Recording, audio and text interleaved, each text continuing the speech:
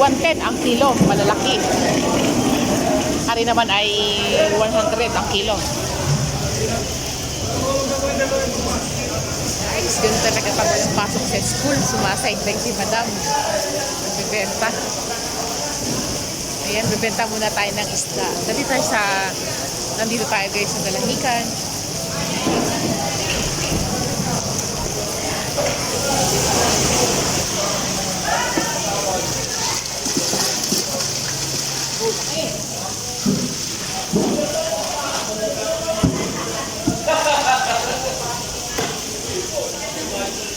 Guys, ayan, 45 minutes sold out. Tapos ang bentahan, ganyan lang kabilis ang pagdadala dito sa port.